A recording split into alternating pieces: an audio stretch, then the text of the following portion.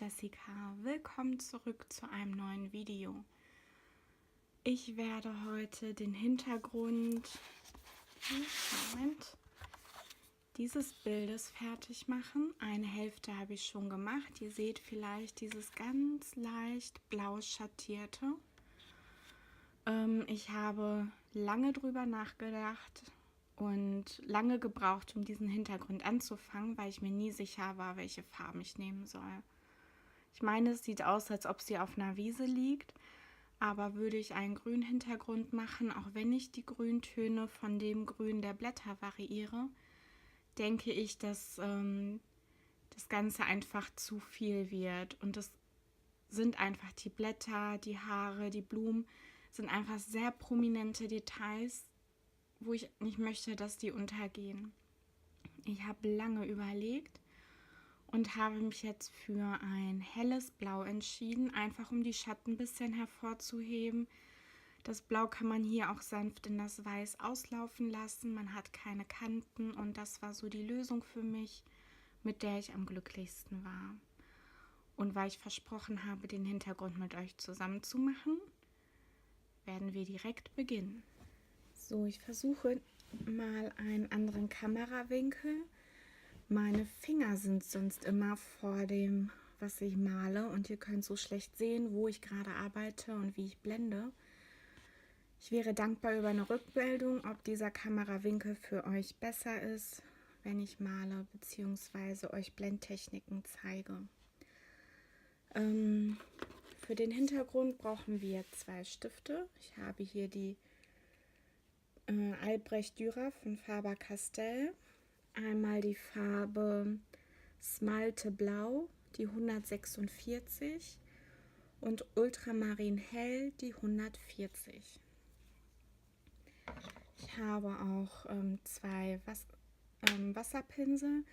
Einmal eine dickere Version, einmal eine dünnere für die kleinen Ecken und ein Küchentuch, um den Pinsel etwas sauber zu wischen oder Wasser abzuwischen, wenn ich zu viel drauf habe. Dann legen wir mal los. Ich lege wirklich ohne viel Druck einen Basishintergrund. Das Gute bei Aquarell ist, dass man wirklich Schichten kann, weil man eigentlich nicht doll drückt und somit die Struktur des Papiers erhalten bleibt. Und weil ich mit der hellsten Farbe anfange, taste ich mich erstmal heran, wie dunkel mein Basishintergrund überhaupt sein soll.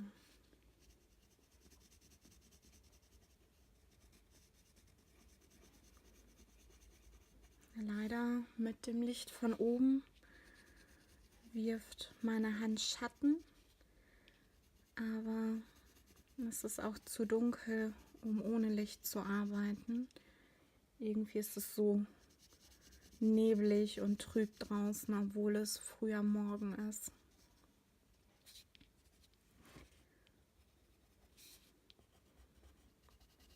Aber wenigstens könnt ihr diesmal sehen, wo ich male. Also man muss auch nicht so super sauber arbeiten. Ich achte schon, dass ich mit dem Stift immer in eine Richtung arbeite und es einigermaßen ordentlich aussieht, falls sich die Farbe nicht komplett auflöst.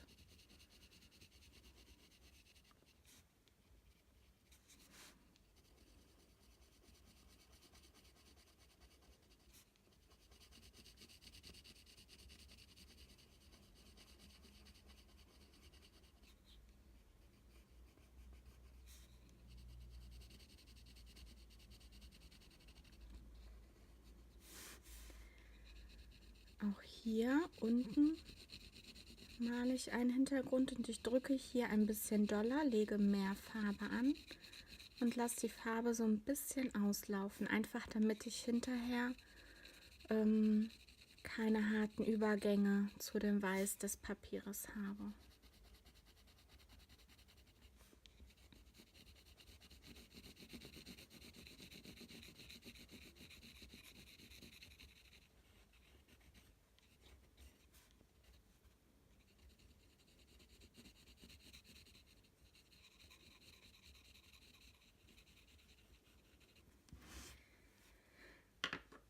So.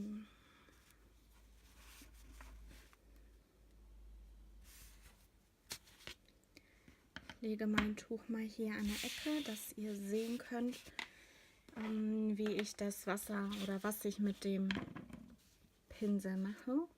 Erstmal aktiviere ich den Pinsel, das heißt, ich drücke leicht drauf, bis das Wasser in die Pinselhaare kommt, dann streife ich das Wasser ab und dann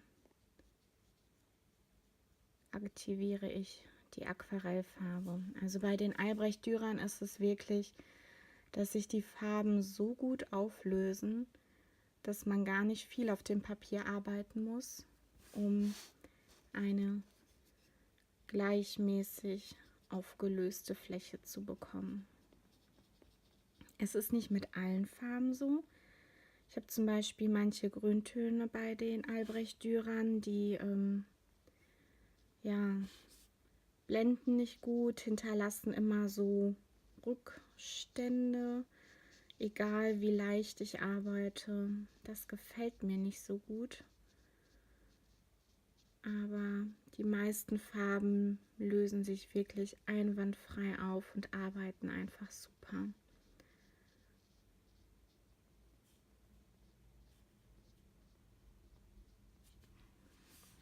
Ich arbeite von oben nach unten, einfach, dass ich mit der Hand nicht immer wieder in die nassen Flächen fasse.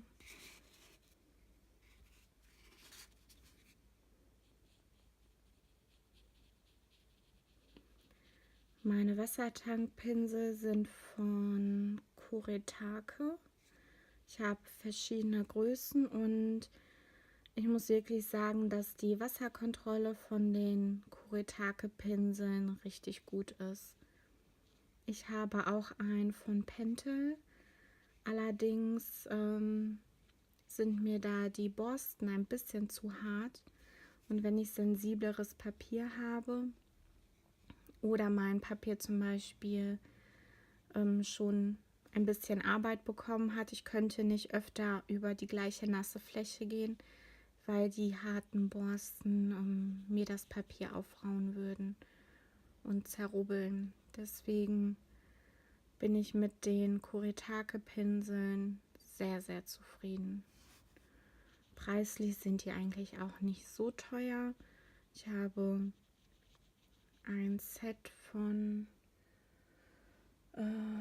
3 Pinseln für 15 € bei Amazon gekauft. Das ist jetzt schon ein paar Jährchen her. Ich habe mir auch ein paar schenken lassen. Also bin ich gut ausgerüstet. Am häufigsten benutze ich aber diese gelbe Variante, weil da die Spitze einfach total klasse ist.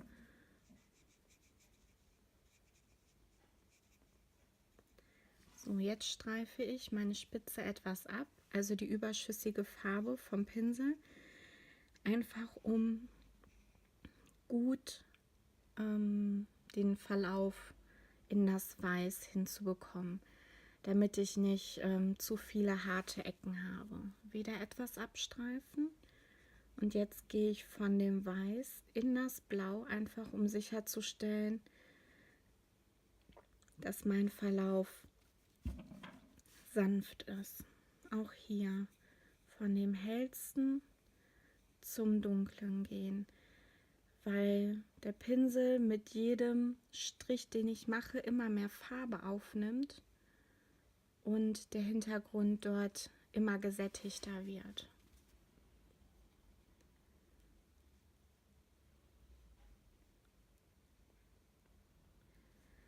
So, jetzt habe ich meine Basisfarbe auf dem Papier.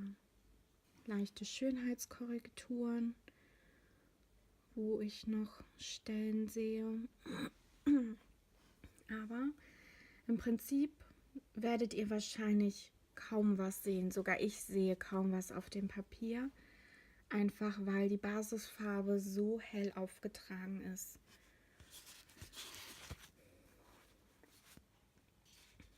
Man wartet einen kurzen Moment. Das Papier ist relativ dick, das heißt, Das Wasser auf dem Papier wird schnell eingesogen und trocknet auch schnell. Und ich warte jetzt einfach einen Moment noch, bis so das meiste Wasser aufgezogen ist, weil man auf keinen Fall mit der nächsten Farbe in ein nasses Feld reingehen soll. Die nasse Farbe würde dazu führen, dass sich die Mine aufweicht und ich würde dicke Klumpen Farbe in dem Feld verteilen, die sich auch fast gar nicht auflösen lassen. Deswegen wartet lieber eine Sekunde länger, bis alles einigermaßen angetrocknet ist und dann fangt ihr wieder von oben nach unten an. Das gibt natürlich dem Rest hier unten Zeit, nochmal etwas anzutrocknen. Ich kann jetzt auch meinen Arm ablegen, weil hier keine Wasserpfützen mehr sind. Und mit meinem dunkleren Blau, das ist jetzt das Ultramarin Hell, lege ich Schatten. Mit kleinen kreisenden Bewegungen lege ich jetzt hier einfach einen Schatten. Hier oben mehr Druck, so wie beim Blenden mit Buntstiften. Hier unten weniger Druck.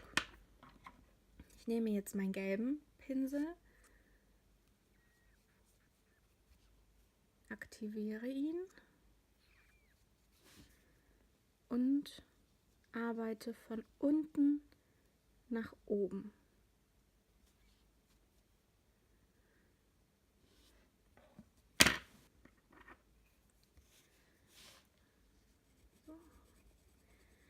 Ich achte hierbei jetzt nicht auf Licht und Schatten, sondern so, wie es mir gefällt, so arbeite ich auch. Hier in der Ecke nehme ich jetzt etwas mehr Druck, lege mehr Farbe auf. Hier nach unten in die Ecke weniger. Und dann arbeite ich wieder von der Ecke mit der wenigsten Farbe hoch zu der Ecke mit der hellsten Farbe, um einen Gradienten hinzubekommen.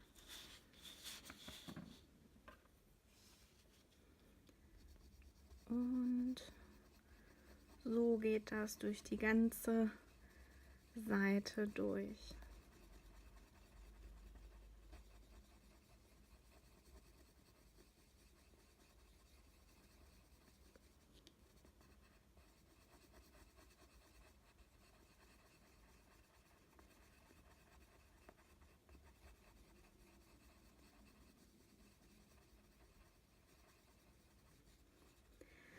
Wenn es euch immer noch zu blass an den Stellen hier ist, wenn es trocken ist, könnt ihr da noch mal drüber gehen. Kein Problem. Ich bin bei dem Hintergrund hier hinten auch bestimmt 3-4 Mal über die einzelnen Regionen gegangen, bis es so gesättigt war bzw. so schattiert war, dass es mir gefallen hat.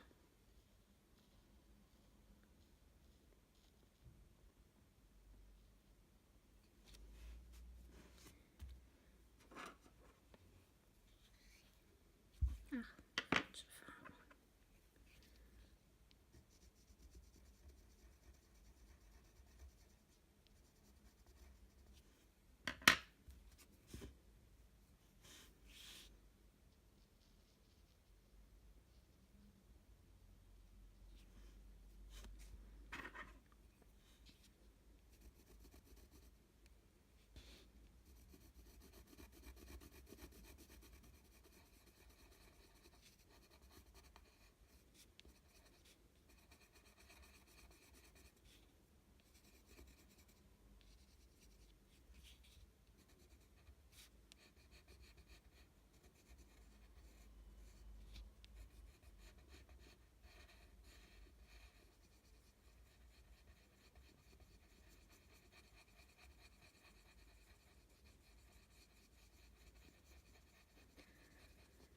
Ich bin am Überlegen, ob ich mir den vollständigen Albrecht Dürer Koffer kaufe. Ich habe schon einige Farben, wirklich einige, aber ich liebe es halt, Sachen immer in vollständigen, schönen Sets zu haben und nicht in einem Sammelsurium. Deswegen bin ich wirklich am Überlegen, ob ich dann meine Aquarellstifte entweder meiner Mutter spende, wenn sie interessiert ist, oder sie verkaufe und mir den kompletten Albrecht Dürer Holzkoffer kaufe. Ich habe mein Weihnachtsgeld beiseite gelegt, um mir was Schönes zu kaufen, und ja, irgendwie habe ich da schon lange ein Auge drauf und würde das gerne machen. Allerdings male ich viel zu wenig mit Aquarell, um es zu rechtfertigen, so viel Geld in einen Koffer zu investieren. Allerdings ist der Koffer nicht sehr viel teurer als der Kasten. Im Moment kostet der Koffer 200 € und der Kasten 150. 50 € ist viel Geld, ja, aber irgendwie lässt mich der Gedanke nicht los. Trotzdem werde ich erstmal gucken. Eigentlich müsste ich meine Bastelsachen mal aufstocken. Da ist jetzt über die Weihnachtstage viel zur Neige gegangen, was Papier angeht. Und da müsste ich wirklich mal aufstocken. Deswegen ist es noch unentschieden, ob ich mein Weihnachtsgeld eher in Sachen investiere, die ich wirklich viel benutze, wie meine Bastelsachen, oder ob ich mir was gönne, einfach weil es mein Hobby ist und weil ich es gerne möchte. Kennt ihr das? Wir malende Leute oder bastelnde Leute haben schon nicht einfach mit so teuren Hobbys, oder? Aber eigentlich ist ja jedes Hobby nicht günstig. Die Leute, die Briefmarken sammeln, geben ja auch Geld aus, oder diejenigen, die gerne viel Sport machen, geben ja auch viel Geld aus für Mitgliedschaften. Diejenigen, die reisen, also jedes Hobby hat so seine Nachteile, aber natürlich auch Vorteile, die manche nicht so wirklich verstehen.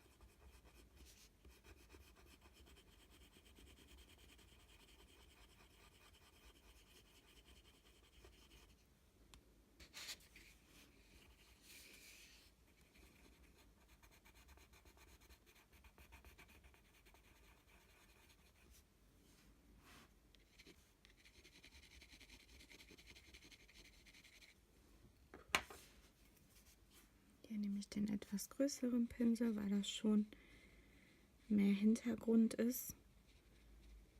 Und der größere Pinsel hilft mir, das ein bisschen gleichmäßiger aufzulösen.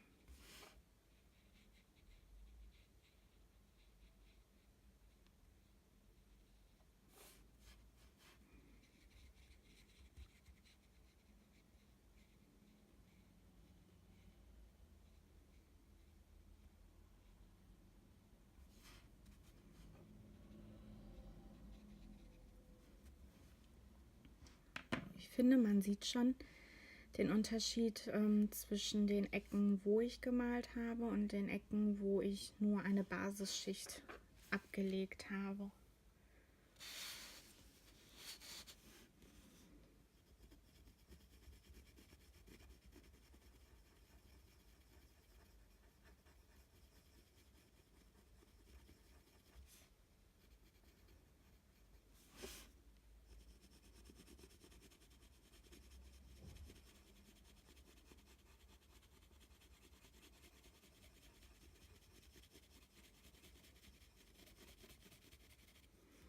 Und wie immer an der Kante hier ein bisschen mehr Farbe ablegen, weil da der erdachte Schatten ist. Und je weiter man in die freie Fläche kommt, ein bisschen auslaufen lassen. Und von hell nach dunkel aufarbeiten.